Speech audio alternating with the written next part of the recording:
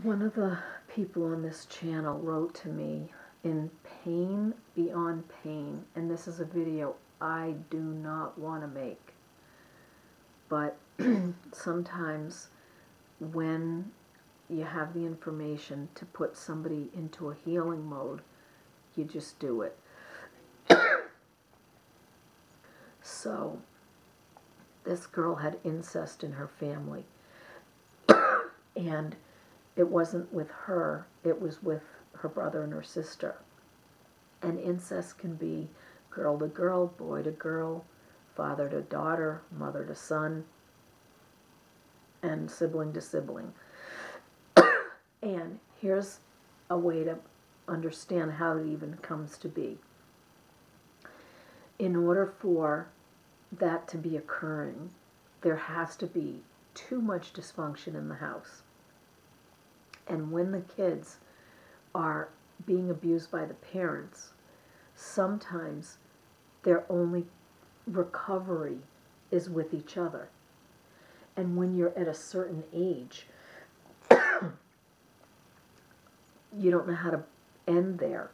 So if two kids had to sleep together to hide from the yelling, to hide from the screaming, to hide from the hitting, whatever it was, they end up comforting each other to a level we can't even wrap our heads around. But the kids are not responsible because it's their only way to survive. They are so violated and so broken, they can't figure out who to be. And so instead of having parents that are guiding them, the parents are assaulting them, and whatever mayhem is in the house.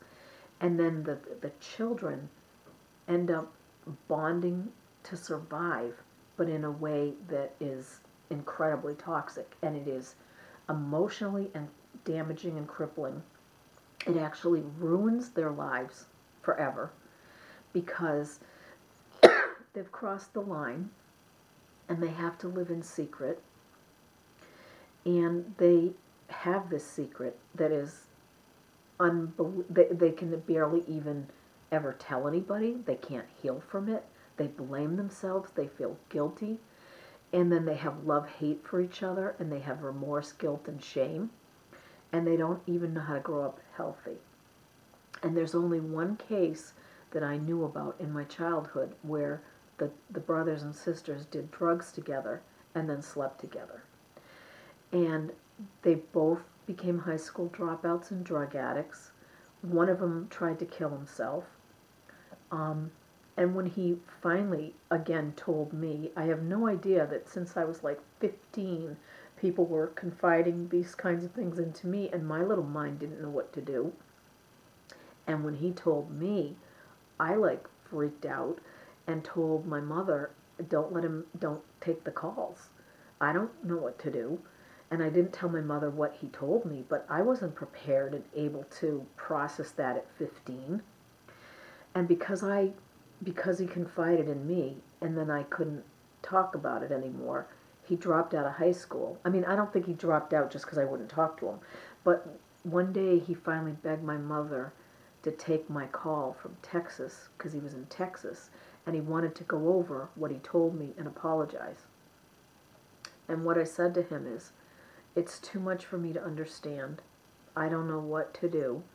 But if I were you, I would never tell another person because we don't know what to do and we can't handle it and no one can look at you the same. And even though it's not your fault, it's still too much for someone who doesn't know how to deal with that. And I mean, I hadn't ever had sex yet. I was a virgin. So for me to imagine having sex with a brother, my head did not know what to do, and nobody in my school would know what to do. And I don't even know what happened to him, but I do know that at about 17 or 18, he tried to take his life. And I never stayed in that area, so I don't know what happened. But incest it's like a cancer to your life that you didn't even have a choice about, because it comes about from dysfunction. And it's a completely unfair thing for siblings to have to endure because none of them know what to do. And if there was one sibling in this, as there was in this family, that it didn't happen to, and she just knew about it, and she was alienated because of it, because those two bonded together and then left her out. And that, again, is what happens in these screwed up things. Those two have that secret they have to keep together, so they have to stick together, and then she has to become alienated within her own family because they did this dirty deed that's a crisis on their life.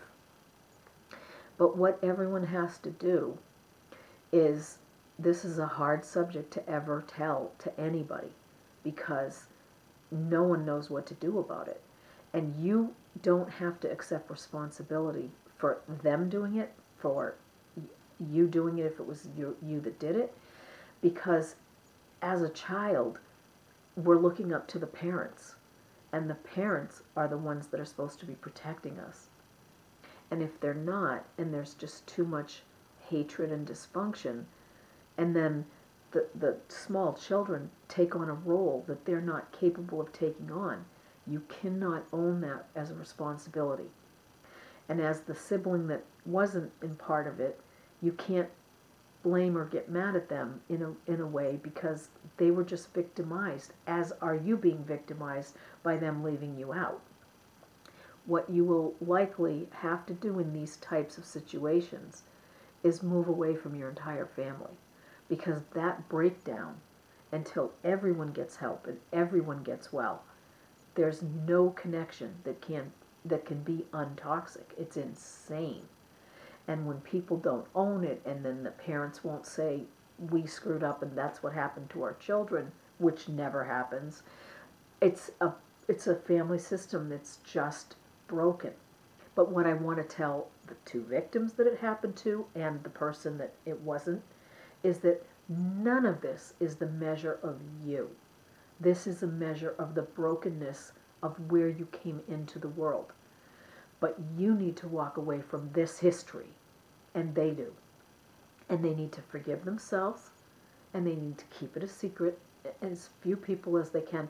In fact, there's so many books now on how to heal from incest, you actually don't even have to go tell it to a therapist. You can just find the information, healing yourself through other people that have had this and how they coped and came over it. And my view is that automatically you get to forgive yourself. Automatically you walk away from this history, because none of you, if you were under 18, had any choice of how to survive. It was bestowed upon you to be brought in to this crazy life with this crazy family. To let it go. Sometimes, see, everyone's role is different. And when there's victimized children, each person has a different place, and because you were so busy trying to survive, you can't look at their side, they can't look at your side. But the common thread you all have is that you were all victims. How you recover is that you own it. You own that you came from this dysfunction. You own that you get to have a life that's separate from this. And in order to not have this be your story, you have to walk away and not walk with it, walk without it. And if you do keep carrying it and trying to have everyone know about it, you're gonna hurt yourself, because in this world and in today's world, it's completely used against you. And when you want to go talk about it to heal yourself, you're not taking responsibility, because you have to heal yourself. You don't get to dump it on my channel, on anybody's.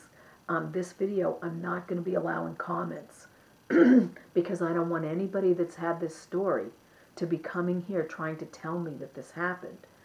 My forum is about healing and recovery, and about the information of what to do and how to get past it. Part of people that are broken just can't heal until they go victimize somebody else and dump on the story that they can't handle, and they want to victimize you into becoming part of their problem. And I already had to, just say to this person, stop doing this. You don't get to write those kind of comments on here, because I'm not about the forum where you get to dump what they did to you. And you cannot heal if you choose not to heal and you choose to keep walking with this story. You have to tell yourself that you're guilt-free, you are responsibility-free, and you were victimized in a situation to which you were born and you just didn't get the right place. But what you are is a survivor. You're here. You have a right and an obligation to give yourself love, wholeness, and an entire life that's not toxic, where you're not still the victim, and while your family isn't lashing out at you because you know their secret and because you weren't part of it, and they just want to blame you and make you feel awful to keep you broken so you don't go get better. You have an obligation to yourself to tell yourself, I'm a human being, I'm a survivor, and this is not my story. This is chapter so-so, and I'm walking away from this into a healed person. And you may have to read books, even though the incest didn't happen to you. You may have to read books about incest so that you understand it and you understand a lot of it. I have never read any books about it. I just know that one thing that happened in my school, and I'm not a doctor. And all I know is that you don't have to own things that were done to you when you were victimized. But in order to stay healthy, you have to stop carrying this story as your story, and you need to make your own story. And in order to do that, you have to learn how to survive and become something past this. And those titles are endless. You can be a writer, you could be a teacher, leader, healer, internet person, secretary, gym teacher, whatever you want. But you need to go find out who you are after this. And our childhoods can be broken like this, broken worse than this, and broken to hell. But by the time we're 21 and we're still here breathing, we have a decision to make of how we are going to live the rest of our life. And if this was me and that happened around me, I would be the first one taking a bus away from my history and saying, that happened. I'm never going to talk about it again. I'm going to find out how to live after this. I deserve to not have this story attached with me. And I'm not taking ownership for everything that was done. I'm leaving. And there's a place for me. And even if for a little while I'm walking alone, I'm walking with myself, I'm walking on a path where I belong, and I get to go live a different story. And there are people and leaders that we know and love that have had these kinds of things happen. There's been incest and rape and who knows what.